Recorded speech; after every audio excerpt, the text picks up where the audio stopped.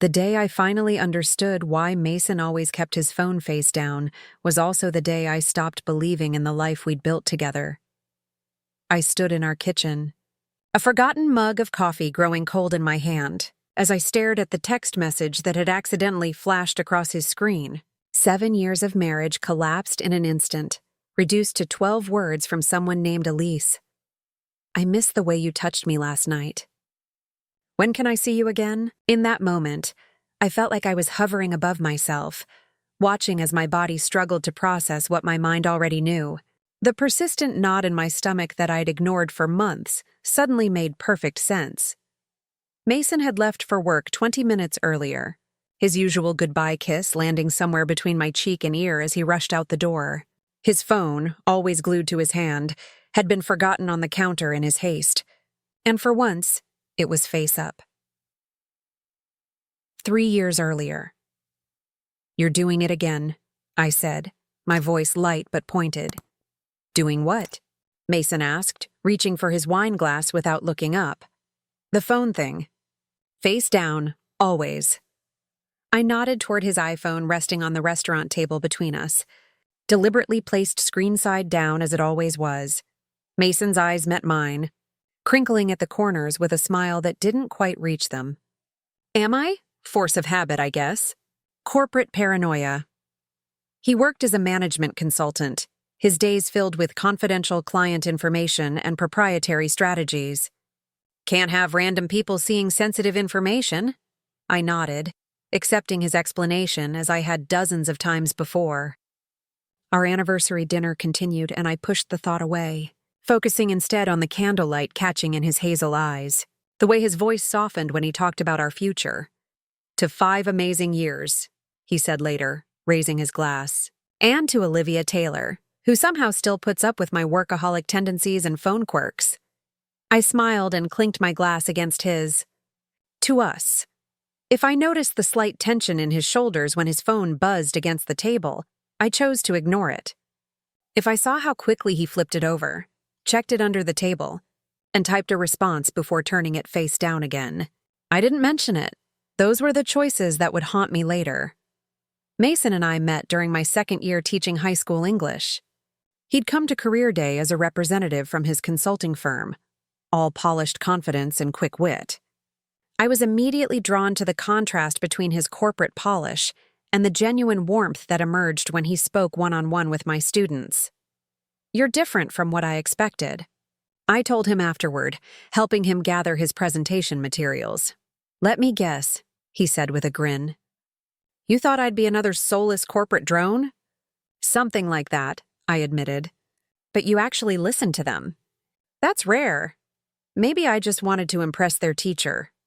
His eyes held mine a beat too long. 2 coffees and 1 dinner later, I was falling hard for Mason Taylor. He was ambitious but grounded, successful but humble. He remembered details about my students when I talked about them. He brought soup when I caught a cold, complete with my favorite sourdough bread from the bakery across town. 6 months in, I knew I loved him.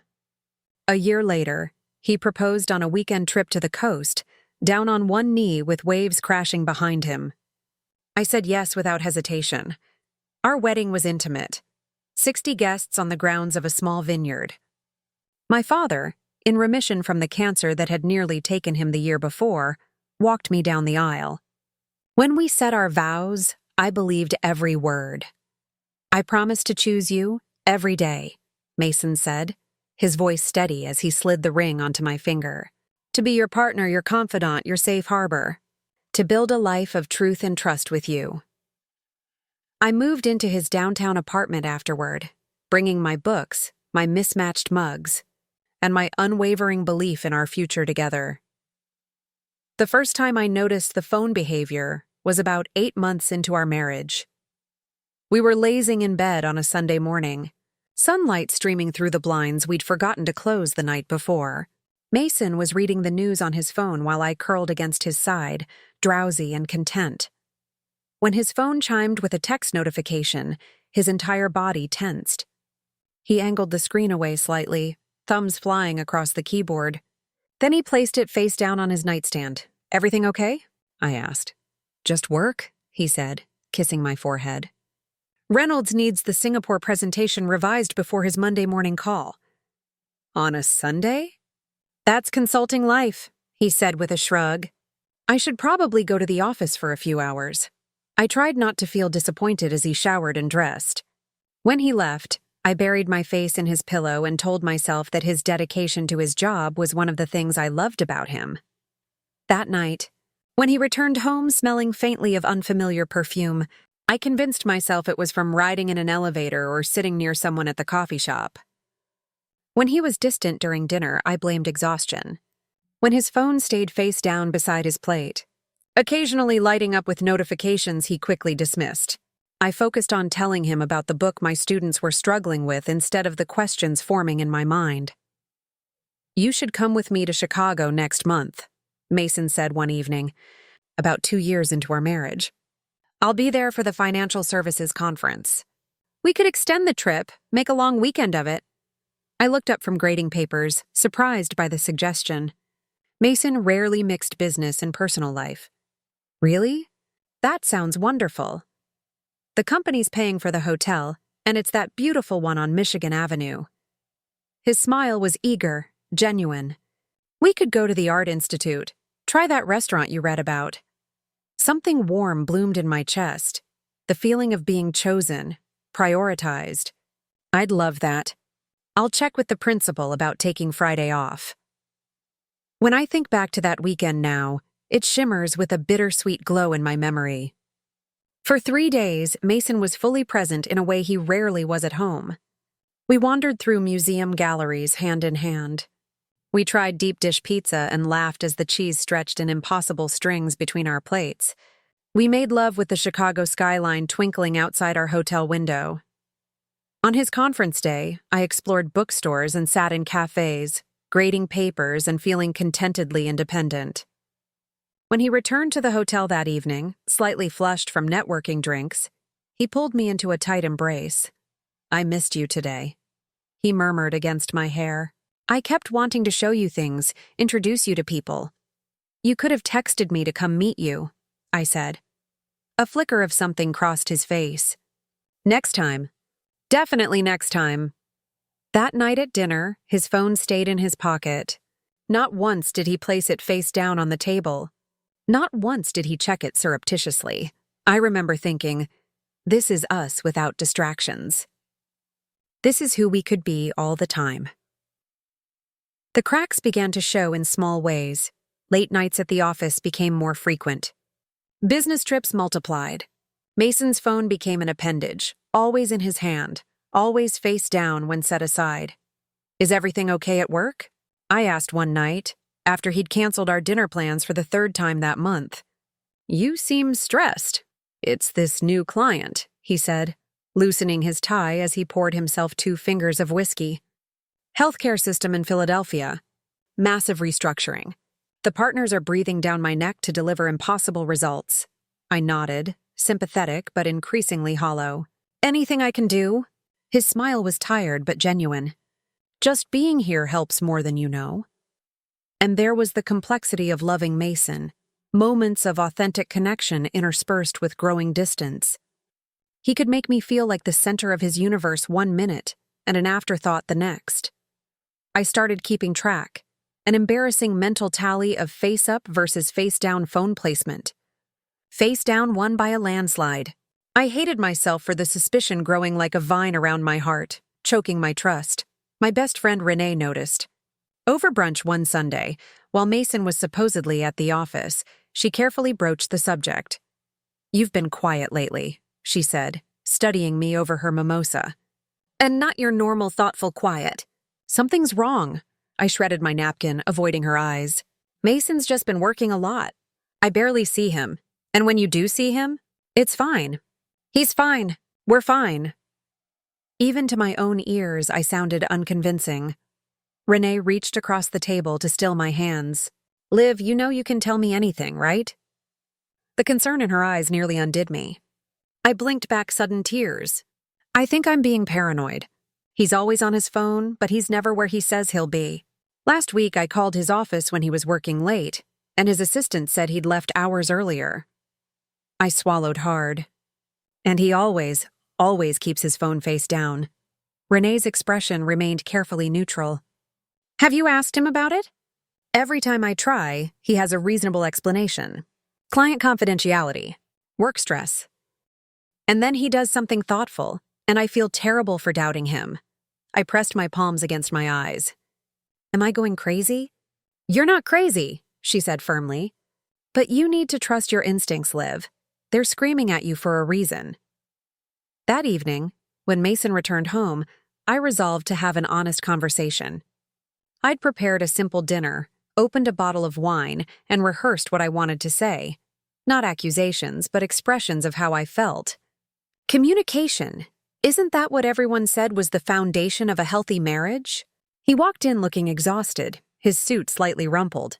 When he saw the table set with candles, his face softened. What's all this?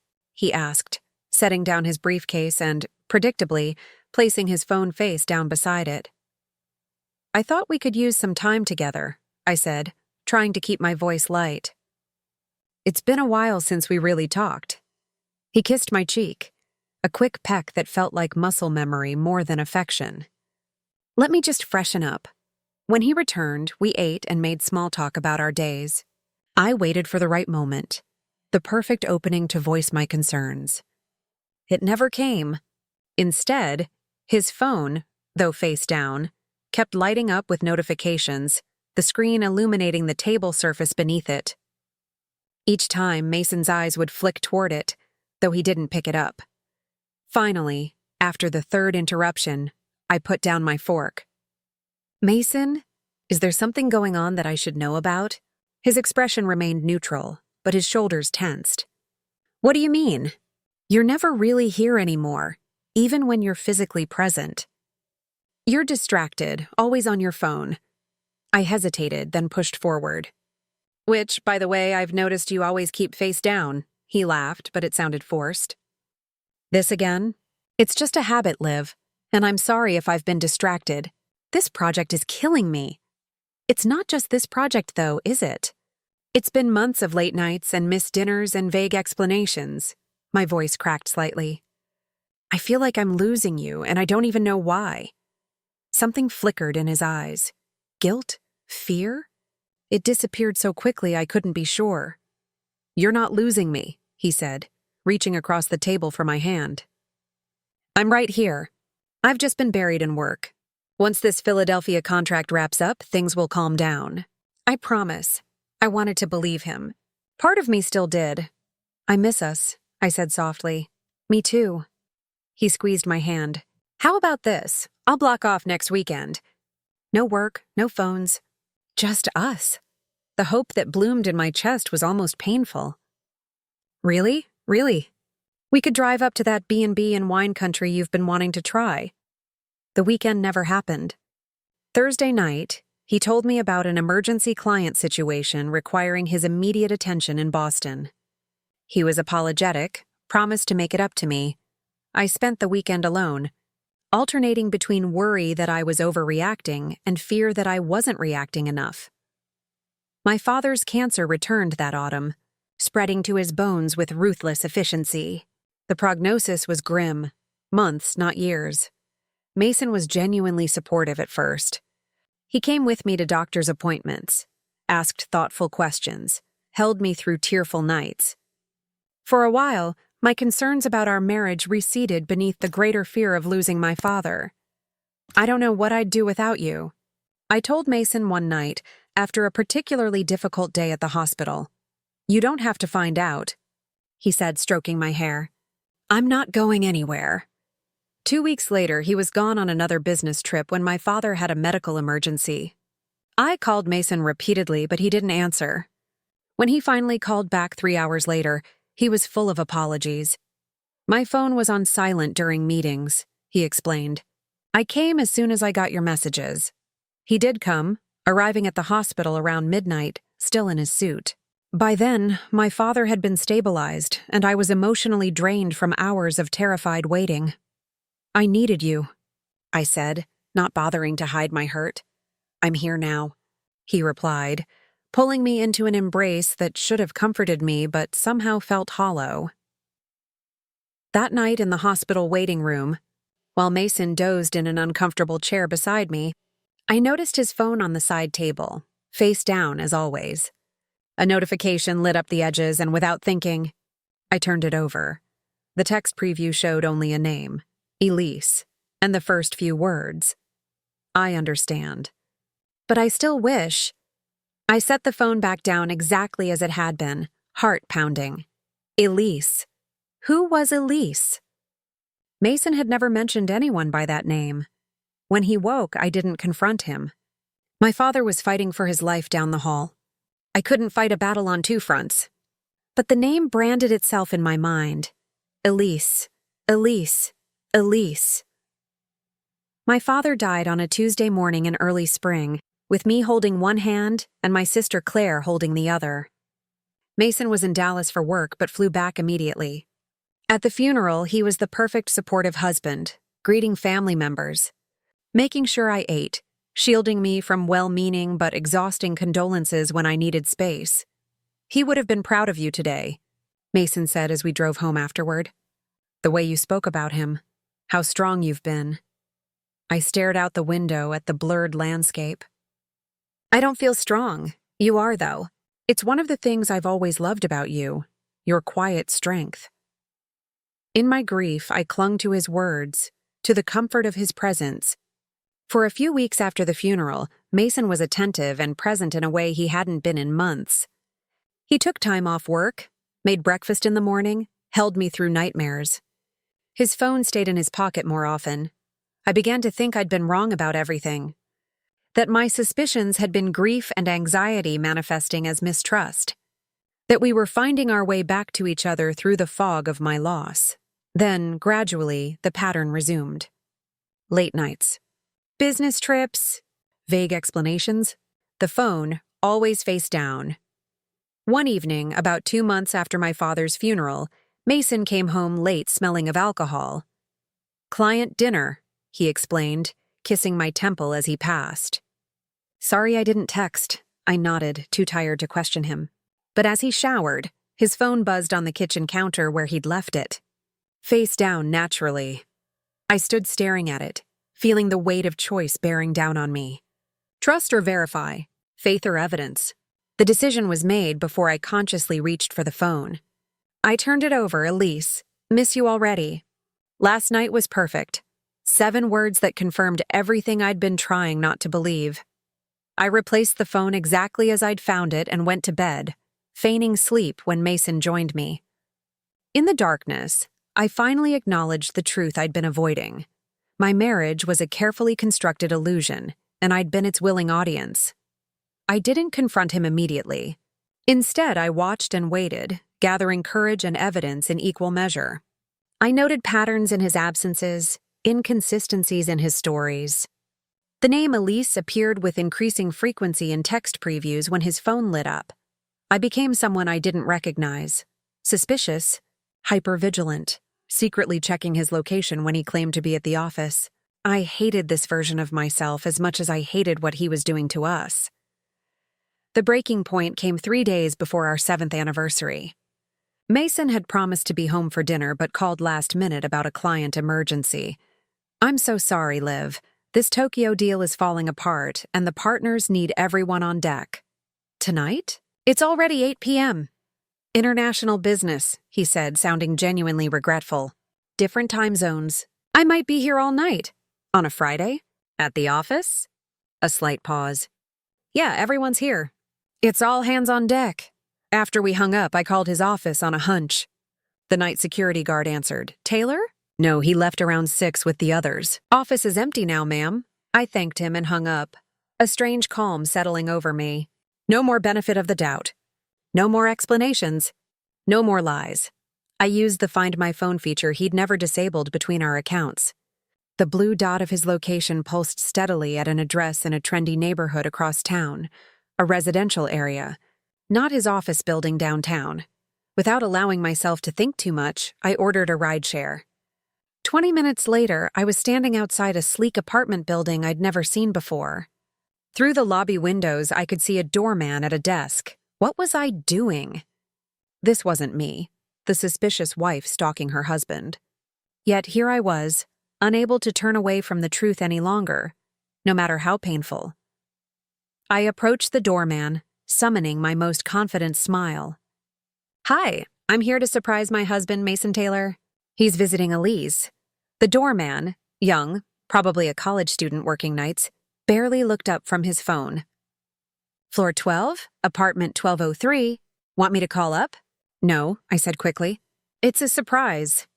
He shrugged and buzzed me through to the elevators.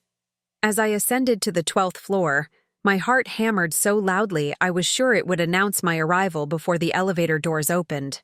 I had no plan beyond confirmation. See with my own eyes what I already knew in my heart. Apartment 1203 was at the end of a hushed hallway. I stood before the door, paralyzed by the finality of what I was about to do. Once seen, some things can never be unseen. I raised my hand to knock, then lowered it. Instead, I pressed my ear to the door. Mason's laugh, warm, genuine, the laugh I hadn't heard directed at me in months, filtered through, followed by a woman's voice I didn't recognize. Their words were indistinct, but the intimate tone was unmistakable. I stepped back, a wave of nausea washing over me.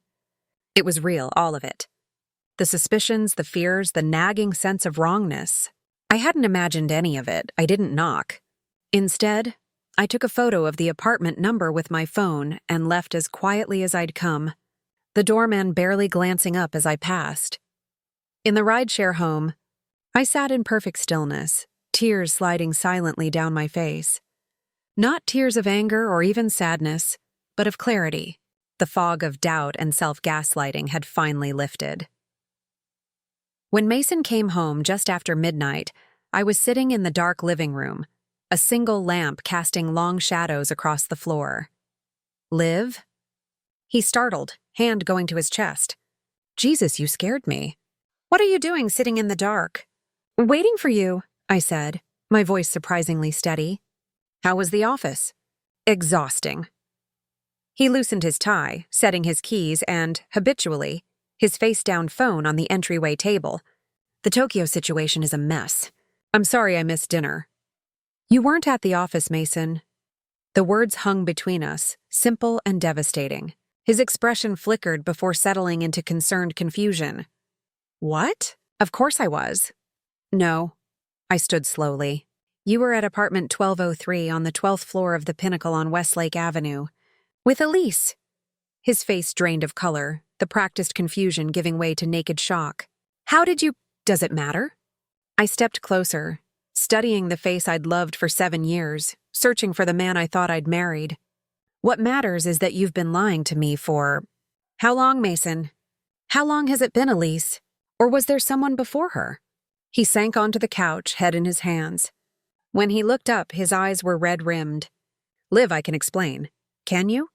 Can you really explain lying to my face for months? Years, maybe? Can you explain missing my father's emergency to be with her? Can you explain why, just 3 days before our anniversary, you're at another woman's apartment instead of home with your wife?" "It's complicated," he began. I laughed, a harsh sound I barely recognized. "No, it's actually very simple. You made vows to me. You broke them. You lied about it. Repeatedly." "I never meant to hurt you," he said, and the genuine anguish in his voice only made it worse. "But you did, Mason. Deliberately and repeatedly." I wrapped my arms around myself, suddenly cold. "Who is she?" He hesitated, then, "A colleague. She transferred from the Boston office last year." "And you've been with her how long?" "Liv, how long?" he swallowed. 8 months, 8 months. While my father was dying. While I was grieving. While I was doubting my own sanity, he'd been building a relationship with someone else." "Do you love her?" I asked, the question burning my throat. His silence was answer enough. "I want you to leave," I said quietly. "Tonight. Take what you need for now. We can figure out the rest later. Olivia, please. We can work through this. People make mistakes. This wasn't a mistake," I cut him off. "A mistake is forgetting an anniversary or saying something hurtful in anger. This was thousands of choices day after day to betray me, to lie to me. "I do love you," he said, desperation edging into his voice. "I never stopped loving you." That makes it worse, not better. I felt oddly calm now, detached from the pain I knew would come crashing down later. "If this is your version of love, I don't want it," he tried again, reaching for my hand. I stepped back. "The face-down phone," I said. That was the warning sign, wasn't it? The one little tell you couldn't control. "I noticed it years ago and I ignored it because I trusted you." Shame crossed his features. "Go to Elise," I said. "You've already chosen her. Now I'm choosing myself." It took 6 months to disentangle our lives. The condo, the bank accounts, the 7 years of accumulated belongings and memories. Mason moved in with Elise, their relationship now in the open. I stayed in our home just long enough to sell it. Then found a smaller place closer to my school.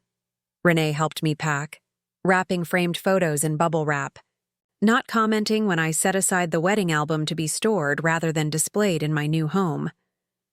"You're going to be okay," she said as we collapsed onto my couch, surrounded by boxes. "You know that, right?" "I'm starting to believe it," I admitted. The worst part wasn't the betrayal itself, but the years of gaslighting, the slow erosion of my trust in my own perceptions. Some days I still caught myself doubting my memories, wondering if I'd overreacted. Then I'd remember the text messages, the lies, apartment 1203, and my resolve would strengthen again. I'd received only one communication from Mason since the day he moved out, an email containing a lengthy apology that managed to be both self-flagellating and self-justifying. I never responded. Some bridges can't be rebuilt once burned.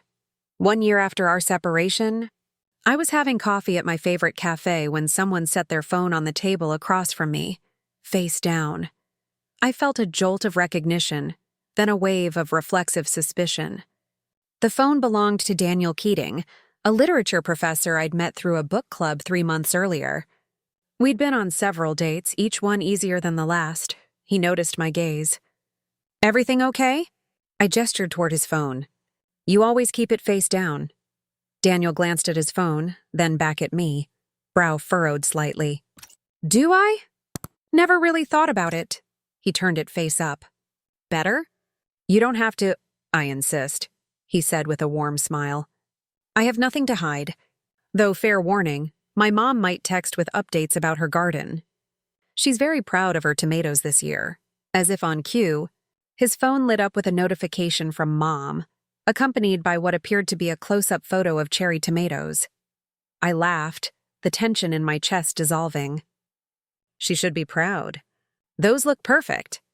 Daniel launched into a story about his mother's ongoing feud with the neighborhood squirrels, and I found myself fully present in the conversation, not searching for hidden meanings or inconsistencies, not waiting for the other shoe to drop.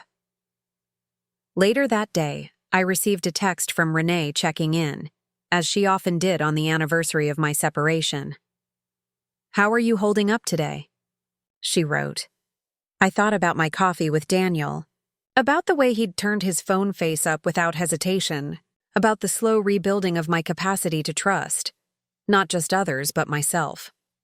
"I'm good," I replied. "Better than I expected." The thing about warning signs is not that we miss them, it's that we see them and choose to look away. The face-down phone wasn't the problem.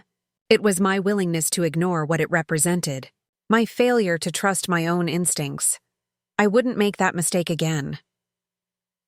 That night, I stood at the window of my new apartment, watching the city lights shimmer against the darkening sky. My phone buzzed with a text from Daniel. "Enjoyed today. Mom says her tomatoes and I say hello." A photo of an older woman giving a thumbs up beside a tomato plant accompanied the message. I smiled and typed back, "Tell your mom her tomatoes have a standing invitation for dinner." I set my phone down on the windowsill. Face up. And that wraps up today's story. Now we want to hear from you. Where are you watching from? Drop your city or country in the comments, and let's see how far these stories reach. If this story moved you or gave you chills, give it a like, share, and subscribe for more powerful stories. One last thing, rate the story from 1 to 10 in the comments. Your feedback helps us bring you even better ones next time. Thanks for watching. We appreciate you being part of this storytelling journey.